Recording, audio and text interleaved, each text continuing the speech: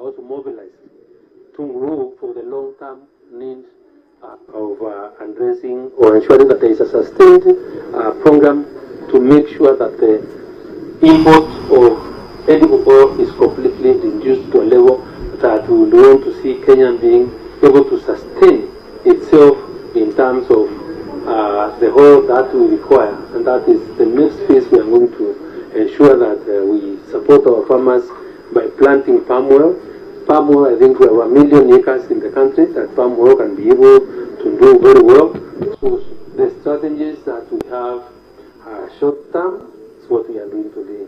In the long term, and what we are discussing now is how to be able now to ensure that there is enough palm, we can grow enough palm oil, and through our data system, there are a number of farmers registered in this country. You know, we also want to take advantage of those numbers to be clear which farmers we assign what responsibility to do what, because we must leverage now on data which we already have, so that we're able to address those gaps that we have. Madam Chair, maybe to save the committee's time, we can go to the next we video. Need 4 minutes. Play the next video. Specific. Next video. Excuse me, Chair. Chair. I think we had... Honorable Tandaza? Yes, Chair. We had made a ruling that would admit any evidence which is relevant to the matter. I think we've been treated for about 5 minutes on palm oil, and I'm not getting the connection. So I think you need to make subsequent rulings as we progress. Otherwise, we're going to take a lot of time. Honorable Moses? I was raising an issue on when this was done. When was this said? The date of this claim. Yeah. Honorable Chair, I think just like Honorable Tandaza said, let us hear what they have. If they deem it fit that we listen for 5 minutes, so be it. And at the end of the day, of course, we will be looking as a committee at the gravity and the issues raised in regard to the evidence required. Thank you. Honorable members, yes, it is true that we have agreed that we will only accept those documents that are relevant to the subject matter. But this is Honorable Amboka's time, and it will be fair for us to allow him to use his time as he wishes and present all the evidence that he thinks is relevant. The first 1 minute was relevant, but the other 4 or 3 were not relevant, but that is upon him because he's utilizing his time in that manner. So allow us to continue so that he will, there is another video that they want to show us. Let us be patient and see that also. Point of order, Madam Chair.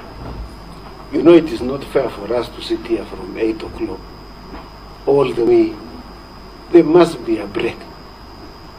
I mean, parliamentary calendar requires that we sit between 9:30 to 1 o'clock, and we adjourn, and we come back at 2:30. So I think it is only fair that at this point you adjourn to allow us to take an healthy break. The sugar levels, you see, when people are talking many things, sugar level has gone down.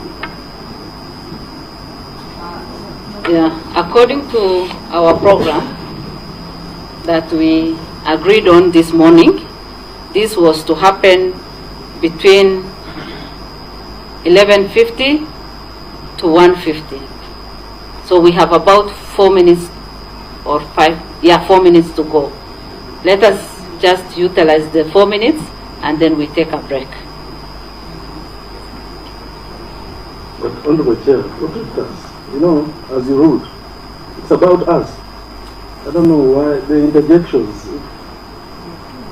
are minimized. It would be better because a lot of this time was just on interjections. Vice Chair, you want to say something? Chair, can I request, so that we don't take a break at an odd time, if they have 3 video clips to play, why don't we allow they play all the 3 video clips, then we take a break and come back afterwards.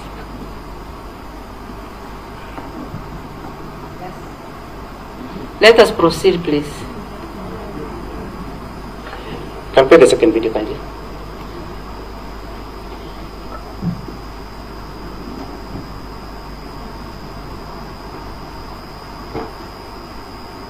Tumefika hapa sababu nilikuja kuweza kusikia ukweli kutoka kwa Honorable Wamboka, could you explain to us what the second video contains?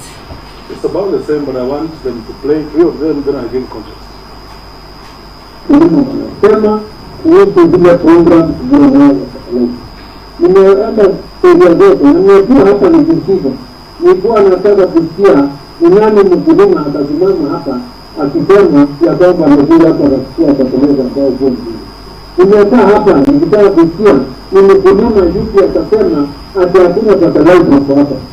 Hiyo nawaomba ndugu zangu, sababu naangalia vile vile jikuko hapa. Yule mliteramishia rais wetu kura mpaka ataweza kutengeneza serikali. Nataka kuambia nyinyi ndio mko na uchungu mwingi sana ya kuhakikisha serikali ya William Ruto kimefanikiwa. Na jiani uchungu wa Mona mnautaka. Ndio wazungu wanasema wanagana. Kwa hivyo, mimi wakati serikali inajipanga kusaidiana nani kuweza kuhakikisha chakula kinapatikana. Na nyinyi mkiwa mbisho kusikia fertilizer hapa. Wakati mnafika mnajua nimeona wote mimi ndio nikapindua hapa, alafu ningeuka nikifikiria kwamba hakuna fertilizer hapa. Nimerudi nimeona hapa mimi mwenyewe fertilizer iko hapo ya kutosha, iko kutosha. So wale watu wanaeneza propaganda. Wao kuja hapa Molo, Ebagon, Kinga fertilizer haiko, mimi mwenyewe na fertilizer kutoka. Kuna mkulima hapa amekaa hapa mwenyewe fertilizer hapa.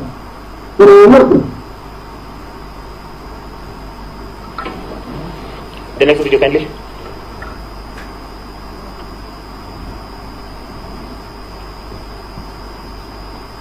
And that is why you find now that even the cabinet in my peers, yes, when there was this matter arose, when I was out, he really acted with a lot of speed to say, please hold on. And we want to hold on because we want to confirm whether the argument out there is correct or not. That was a measure of diligence. And your principal secretary has found that indeed there are certain products by chemicals that are not meeting the standards. So the question I'm asking, now that you know what you know, do you think you are right to make the comments that you made, that these were claims by your political detractors as well as crook journalists? My position will not change when it comes to issues of saying that the fertilizer is not fake. I want you to play a clip. Please respond to my saying so that where I said, you know that I said if there is an irresponsible journalist, I specifically said what was ran on I don't know what it is called, African Censored. African Censored. It's not anything that I will take seriously because I've never taken it to be responsible. And that is and now what have you found? You know, you must look at character. And I'm saying that this is not the first time he has ran.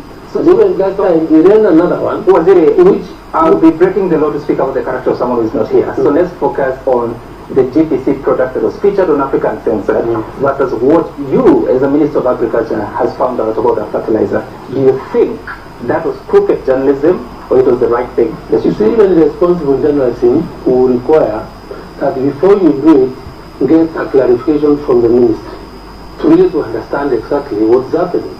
So when you run a story without hearing our side, it's all condemning as an act.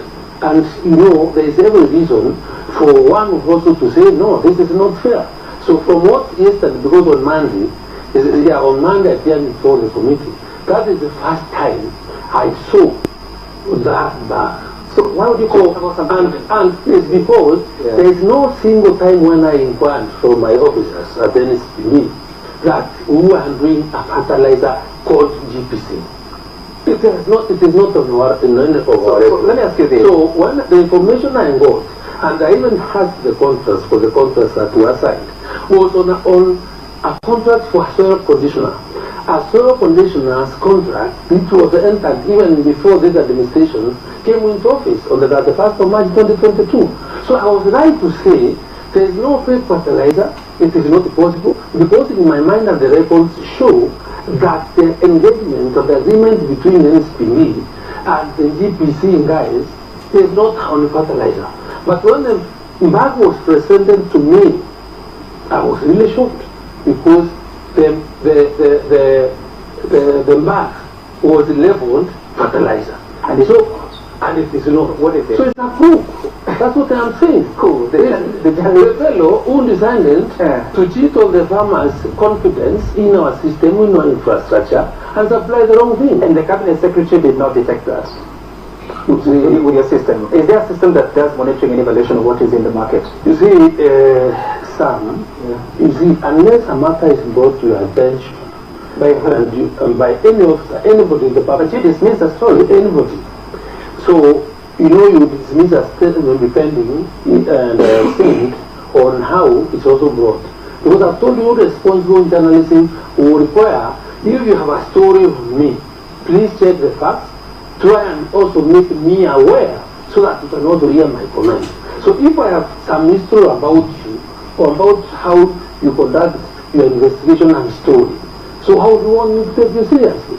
I'm telling you, because you know I really respect journalism. Right. And I know the power of the media. Right. But I also say, you know that because you have the power of the media, you must also exercise that authority responsibly. Right. Because it is not fair. So tell me, is it your statement that it is not possible for the Cabinet Secretary for Agriculture to assess what is being distributed in the market for purposes of agriculture? You see, let me tell you. Honorable Wamboka, how many more minutes do we need for this? We must look at this matter with It's almost done. that we are discussing Madam Chair. this story. So we want to do about it. We have gone out there and we have established that yes, there is a product. We've managed to do it. It is within us to be able to check when there is a report. But without any report, it's just like, you won't tell me the police can move to straight into action to rescue somebody who is under siege without information. So when we got the information, we've done what we've been able to manage up to now. They have said,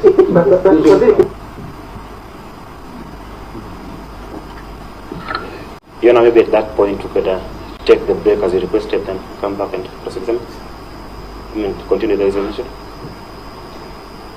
I think we can have a lunch break, then we can proceed. A 1 hour lunch break. Yes, as the members continue to chew on the clip that we just played.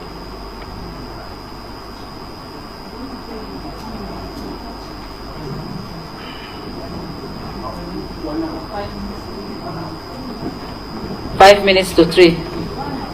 Yeah, 1 hour break. Just know that we are crossing over to the other side for lunch. Yes.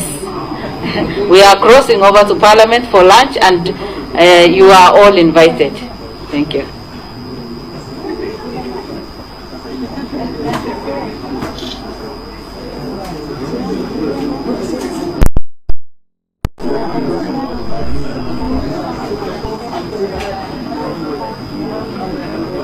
Let me